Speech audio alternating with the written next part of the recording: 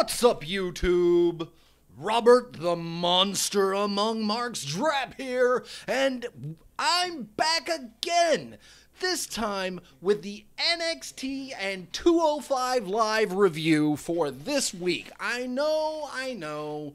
It was a little bit harsh for me to not show up yesterday, but unfortunately, having a job that pays the bills required me to be there past a time where it would have been anywhere feasible for me to bring you guys the level of energy and love that you guys have come to expect from yours truly. Now, unfortunately, I am alone on this journey today, going it solo in a singles bout, me against this, and we're gonna try and work in a little bit of WWE news and rumors while we're in the middle of this, because I tend to go a little bit faster talking by myself. The downside is the reason is while I am not joined tonight by my good friend and tag team partner Sierra, I do wish her safe travels. She is traveling abroad for family reasons, and I severely hope that she's having a wonderful day today and also a wonderful weekend. Now, that being said, we start off NXT with a backstage interview with William Regal saying he's officially starting the interviews into trying to solve the mystery of who attacked Aleister Black. This then leads to Johnny Gargano coming out on a crutch for a promo, and this, I have to say, was one of my favorite Johnny Gargano promos. He was actually very, very human. There was a lot of self-doubt. There was a lot of nervousness. He seems very much on the edge of a nervous breakdown. The crowd is firmly behind him the entire time, very much cheering Johnny wrestling, very much saying you deserve to win, like you deserve to be cheered. And William Regal comes down, and I thought this was going to be the moment where William was like, listen, Johnny, calm down. You did everything you could. I've been there. I've gone to the limits of my abilities and come up a little short. So don't worry. Calm it down. You're not going to face anybody tonight. Heck, I don't even want to see you in a ring for a week until they clear you medically to be in the ring. That's not what we got, though. What we got from this little segment was actually William Regal coming down to interrogate Johnny Gargano, and he asked the question, did you attack Aleister Black? And Johnny didn't actually directly answer the question. He said, you've known me for a very long time. Do you think I would do something like this? William Regal's like, my personal beliefs are not going to factor into this. Did you attack Aleister Black? He said, look me in my eyes and you will have your answer. I hated that part because it's like Johnny could have just said yes or just said no, but they're toying around with it. And I actually have a story inside the news and rumors that I may be able to get to, depending upon how long this takes, that could see us forward. But he is actually, this whole thing is interrupted by the Velveteen Dream. Dream comes down, again, very much has the NXT crowd behind him, and starts saying that, starts demanding that tonight be about him. It's like about the most electrifying match that happened at TakeOver Brooklyn. The best thing, the thing that's been trending is the Velveteen Dream. And he calls Gargano Johnny Failure, and Gargano loses his shit. He's like, I'm on this crutch because the doc said stay off my feet for like a week, stay off it, but I'm medically cleared to go, and I will fight you now. Regal's like, stop it, you two. You get back. You get in my office. This will happen next week. It's at this point we are reminded that we will see the Undisputed Era versus Pete Dunne and Ricochet, a match that oh my god, we'll get to. EC3 versus Raul Mendoza and Dakota Kai versus Aaliyah. I don't care about Aaliyah. We cut to Kyle O'Reilly and the rest of the Undisputed Era with, Kyle O'Reilly, Bobby Fish, Adam Cole, and Roderick Strong all in the back. And Kyle O'Reilly is tuning up the belt like a guitar. I fucking love that. That's the best. And Adam Cole is just pacing. He's livid right now. We cut back to Aaliyah and Dakota Kai to start in, and this is a match that I think they put together to show the physical the fortitude of Dakota Kai going forward, because this was a lot of physical offense by Aaliyah, but I felt like it dragged on far too long. We get, in the end, Dakota Kai wins with a code red into an inverted backcracker, as said by Nigel McGuinness. Love this match. Very, very good. Or rather, love that move. Didn't care for the match all that much. We cut back to William Regal's office. He's interviewing the Velveteen Dream, who says, "Thanks for not wasting my time." There's a pair of brass knuckles on like a pedestal right there on the desk. I fucking love it. The Velveteen Dream's interview concludes at this point, and then they're followed by the Forgotten Sons. I didn't know who these fools were when they came in, and I didn't catch it the first time who they were when the interviewee, the recorder who's sitting there taking notes, said it the first time. I had to go back, play it a little slower, and listen carefully. I don't know who these guys are. I don't know how awesome they are. I'm sure that if you guys know, you will let me know, because you guys are smart, and I might not be. So these are things that happen. Let's see. Moving on. We get them. They're complaining that they've been brought in once again to have the sit down with William Regal that they wanted, but not for the right reasons. They want their opportunity to show what they're worth, and it's at this point we get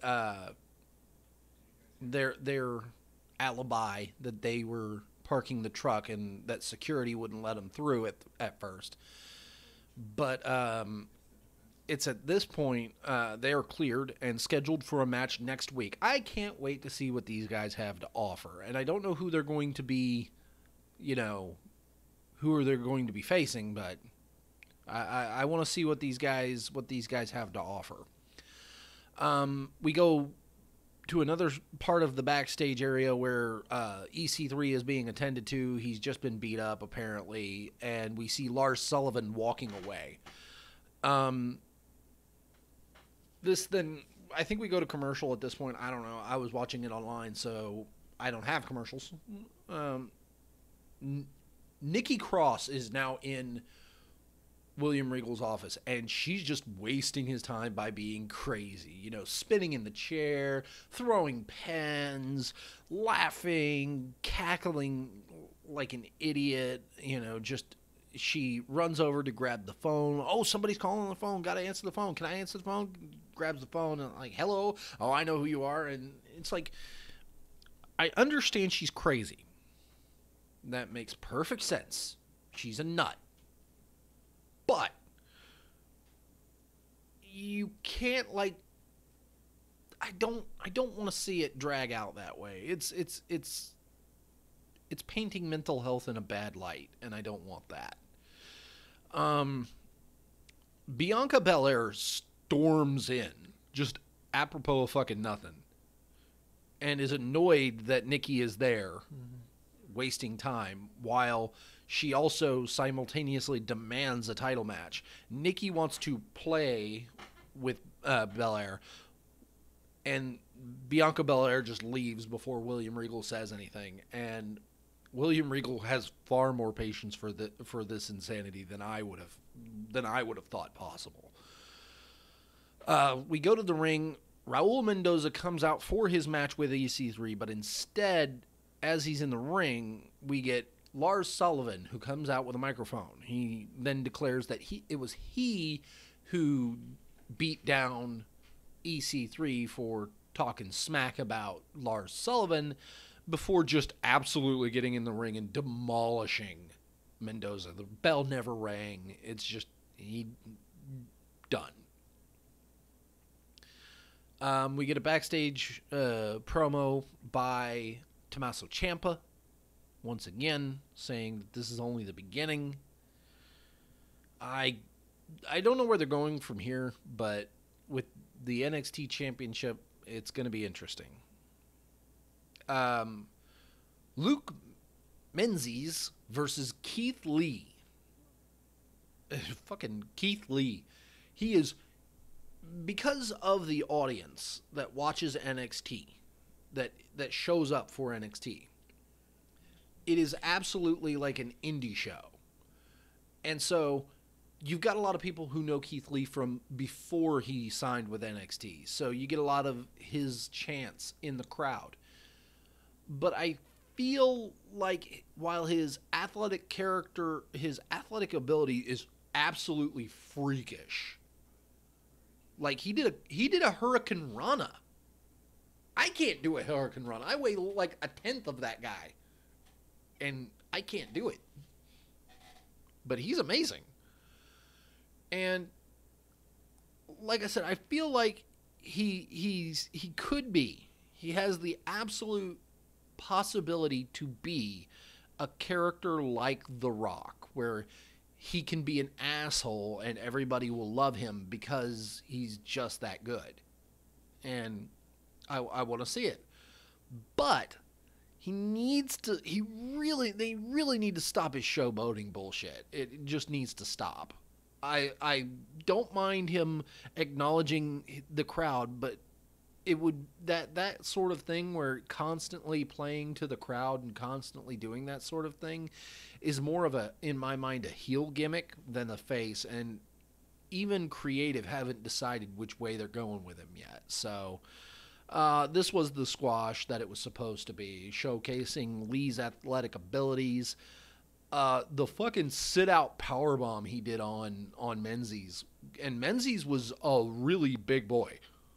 He was not a small guy.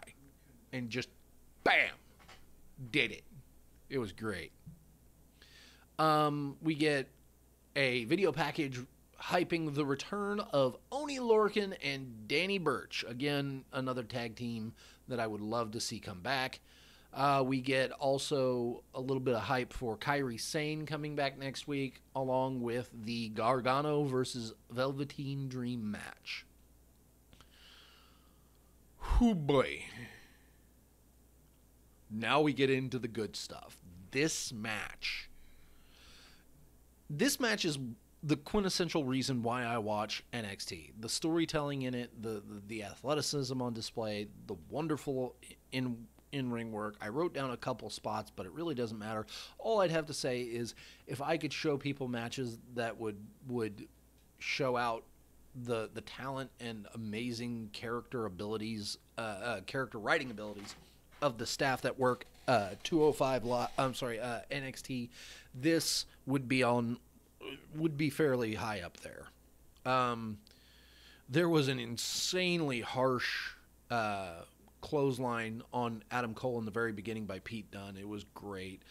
There was a lot. I mean, the wonderful agility of Ricochet is always worth the $10.99 a month if I paid it.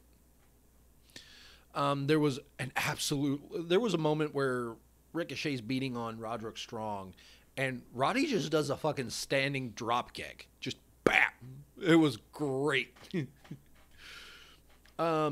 Pete Dunne, this is late in the match. This is towards the end.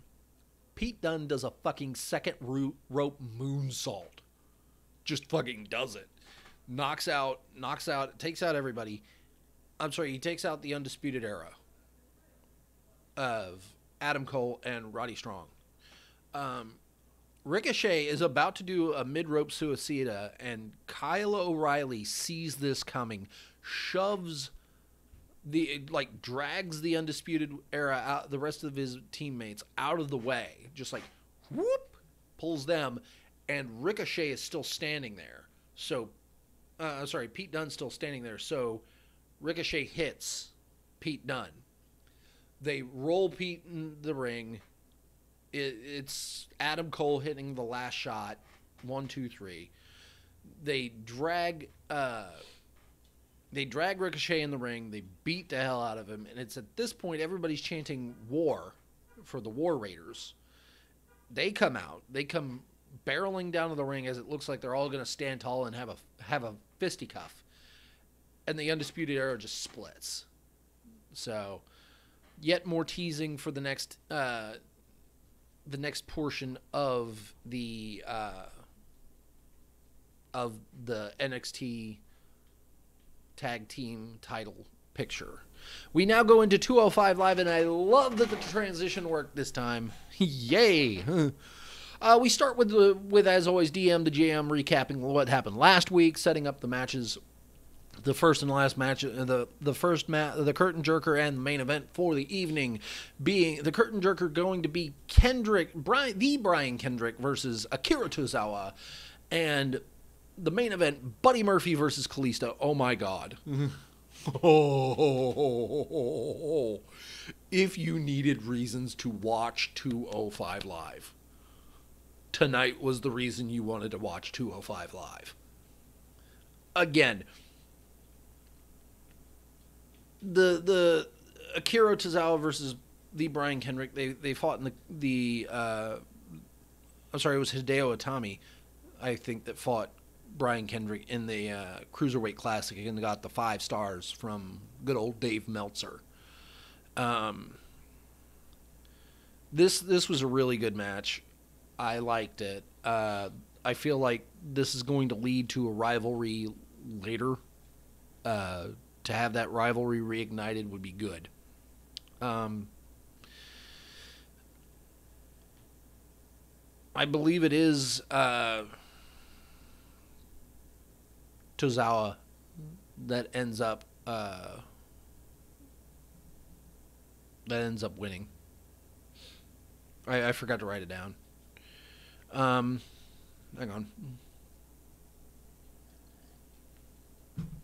on. Next, we get a backstage interview with Buddy Murphy and Tony Nese. The Juggernaut is back, apparently, is the overarching plot of that, the point of that. Next, Hideo Itami versus Michael Blaze, yet another jobber sacrifice, enhancement talent. They are enhancement talent. They're very talented people. The only problem was I was kind of distracted the fact that Michael Blaze looked kind of like what's his name from My Hero Academy. You had the red streak on the one side and like fucking white blonde hair, very long. Itami does what he's been doing lately, that i.e. beating the hell out of the enhancement talent until and toying with pinning them. And continuing to beat them further until such time as the ref stops the match. It looks like it's getting to that point with Akira Tozawa setting up for, I think it was a second run to the rope from corner to corner that he's been doing, when Mustafa Ali shows back up again and he rushes the ring. Hideo Itami rolls out of the ring and fades away into the 205 Live audience. So that it's good to see my boy back, the heart of 205 Live, and it's going to be really good. I want to see this go somewhere. I really do. We get a replay of last week's involvement of Drew Gulak and Drew Gulak, Brian Kendrick, and Jack Gallagher. Before we get a Cedric Alexander promo, because Cedric is in Europe with WWE, apparently doing the European house show tour. Now we get to the main event. This match, even in a vacuum, if you asked me, why do you like watching 205 Live? This would be it. The power, because when you think, for me, 205, especially with the number in the weight class, it's very much been a thing that they've tried to play into, especially with Buddy Murphy. The other part being, you kind of, I remember being under 200 pounds. So I kind of put myself, I guess, in that mind frame as far as what I expect to see physically as far as the size goes. But these guys are all over the spectrum as far as, height, width, strength, all that kind of stuff. And seeing those different kind of physicalities interacting, and especially in a supremely entertaining match like this, is just wonderful. I adore seeing matches like this. I think one of the bigger spots of the night is when Kalisto does an inverted Hurricane Rana into a basement Hurricane Rana. So he hits the inverted Hurricane Rana. Then Buddy Murphy is like lulled onto his knees from the standing, and then just bat right there into the basement Hurricane Rana. It only gets a 2 count. There's like I said, this was an all-out war. There was a couple times where it could have ended in a count out, but it didn't. This match, and to put it into a context, when I watch an NXT show, I will quite often hear chants of NXT. Hell, you can go on the main roster, and there have been times when the crowds that watch main roster shows chant NXT. And, like, for example, when Triple H came out last week to do his promo for, not last week, the week before, for his promo with for the match with The Undertaker, there were chants of NXT as he was walking in the ring. This match was so good, people started chanting 205. This is one of those matches that's going to showcase the talent of both men involved, and is absolutely going to get them exactly where they need to be. Going forward, I can't wait to see more matches like this. It's just something I cannot wait to see. Now, looking at the time, I've only been in for 23 minutes. Let's go on ahead and see if we can get to a couple news and rumors. Oops, that's my mental health. Wow, that's not the right one at all. I think it was that button. Yay, we got there. So, let's start with something I don't think anybody really wants to hear, but as always, ladies and gentlemen, please take all of these news and rumors with that massive grain of salt, because we don't know. We can never know. What we do know, though, is Roman Reigns is Universal Champion. And according to Sports Illustrated, WWE is, quote, looking to build a lengthy title reign for Universal Champion Roman Reigns. This would kind of spell out that we don't expect Strowman to come away with the victory at Hell in a Cell. The going rumor is also that Drew McIntyre is likely to be the next challenger for Reigns' Universal Championship. This makes sense in the context of the fact that Drew McIntyre has been, since he came back, the more prominent of the two displayed on on the of the pair of Drew McIntyre and Dolph Ziggler. So it really, I don't want to, and we're not likely to see another 500 plus day title reign by Roman Reigns, but I think we're going to see this for a couple months, if not until WrestleMania. So who knows? Wrestling Observer says there's no truth to Kevin Owens, to the talk that Kevin Owens might be paired with Paul Heyman when he returns, but that hasn't slowed anything. There are rumors from Ringside News that say they've heard considering that WWE is considering putting him with Paul Heyman with Samoa Joe, which he doesn't need, Bobby Lashley, which might not be a bad idea, or Ronda Rousey. Ronda's not all that great on the mic, so having her with somebody who is an absolute deity in my mind on the mic, it can only help, you know. Bobby Lashley, you'd want to put a title on that to give it kind of credibility. Bobby's not that kind of person, so I don't think he'd want... It'd be very much the same attitude as Roman Reigns. So, moving on. Apparently, Toni Storm did suffer what the Observer says was a spine injury at last week's NXT UK tapings. It is not believed to be too serious at this point, but she has not yet been evaluated. That is a terrible, terrible loss. Because, I mean, having another woman in a good division on NXT is always something you want to see happen. I don't care about the advanced ticket sales for Super Showdown because it doesn't matter. But moving to something a little bit that matters to me, I'm trying to get to the article though. Thank you for being patient.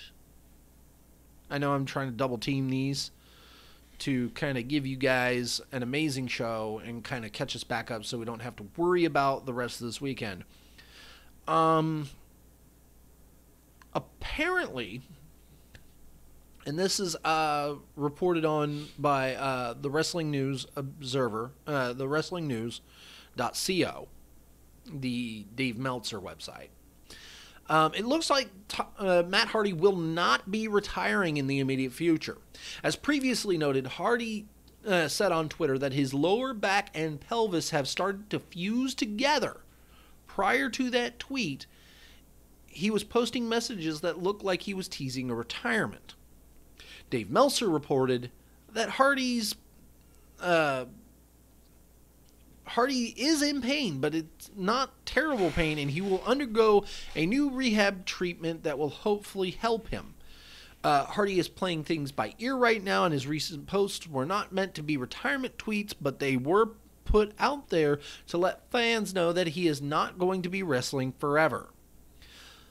I really do hope that this helps him out, because I would hate to see... I would really hate to see Matt Hardy go. I would love to see a change in his repertoire just to give him a measure of comfort. Hardy attributes this to the off-the-top rope leg drops he did during his career. The big one was the leg drop he did onto Edge from the top of a cage in Unforgiven 2005.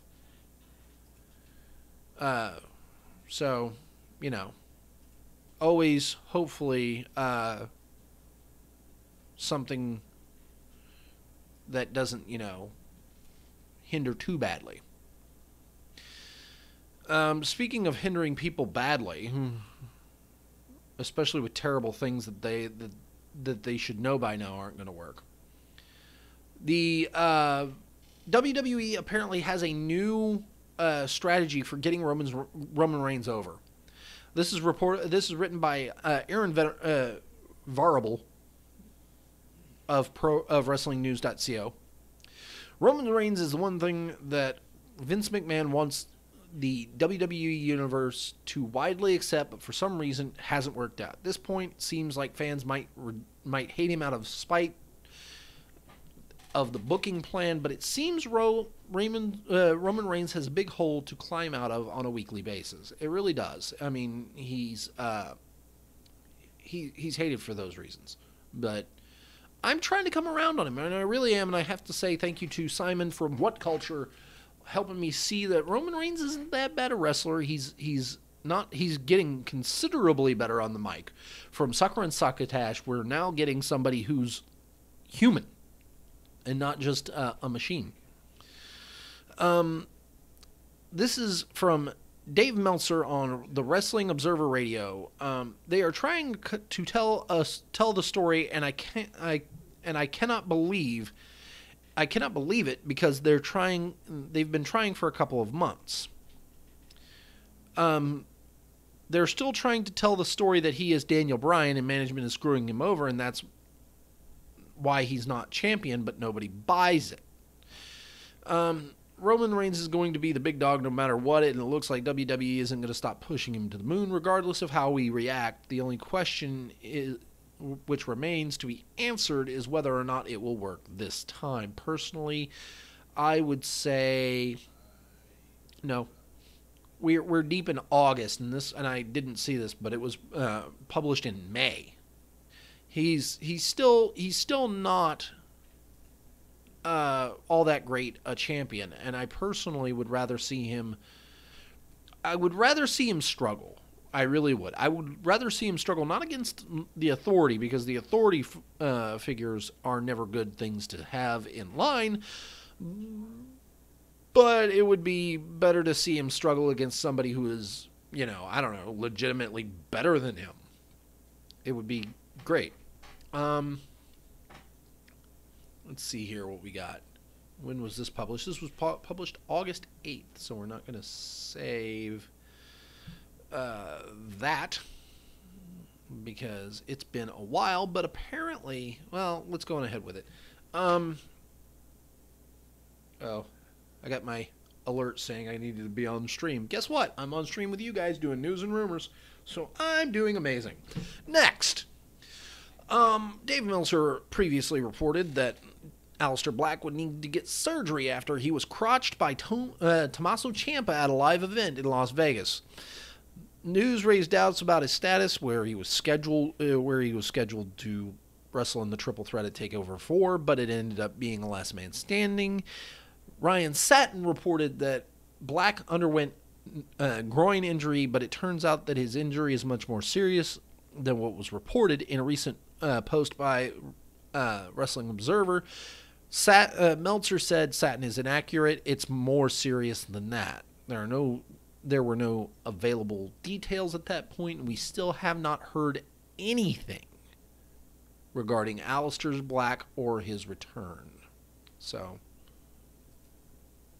personally, I hope Aleister is recovering nicely, that he is healing up well, and he comes back soon. This is a good one. On Monday Night Raw, Kevin Owens attempted to avenge his squash match loss to Braun Strowman at SummerSlam by accepting the Intercontinental Championship Open Challenge by Seth Rollins. Rollins and Owens absolutely burned the house down on this one. They burned it down. But Owens was not able to overcome the Kingslayer, even with the native Canadian crowd on his side. After missing a moonsault, Rollins capitalized and hit Owens with a skull-crushing finale. I don't think it was. I think he hit him with a curb stomp, if I'm remembering correctly. If I'm not, go ahead and tell me in the comments below. After the match, Raw cut to commercial, but Owens was still sitting in the ring. It's at this point he had a microphone with him. He said the following two words, "I quit." It appears as though in storyline, KO has quit WWE. WWE is taking things to the next level as they have moved Owens to the alumni section of their WWE website. Perhaps they'll keep Owens off TV for some time to keep things realistic. Owens has blacked out his Twitter page, deleting all posts except with the exception of 2 pictures with his past big moments on it with WWE. And it shows 4 of his tweets. Personally, we all know, I'm pretty sure we can all say with a fair amount of certainty that there's no way Kevin Owens is done. That being said, I think they want to keep him away from Roman Reigns for quite a while. So that way they can feed the entire rest of the roster to Roman and have it be believable when he comes back and challenges for the Universal Championship he never lost. And at that point, if he came back and won the Universal Championship, I wouldn't be opposed. Now, with Paige on SmackDown Live, he might go that direction, and it would be interesting to see it happen as such. But I really don't know. I mean, this is kind of one of those things that I have to say came out of left field, and to see it happen now is kind of going to be interesting. Also, next week's SmackDown Live is going to be wonderful. I'm pretty sure of it. But tell me what you all think. Please like, comment, subscribe, share, all those wonderful things down below. Hit the bell for the notifications. Follow us on Twitter at InMoshPit. Follow me on Twitter at RobsRandomRoms. I hope to be back on Tuesday night with my good friend and tag team partner, Sierra, alive, in one piece, unharmed, and, hopefully she had a wonderful time and she'll tell us a bit about it. But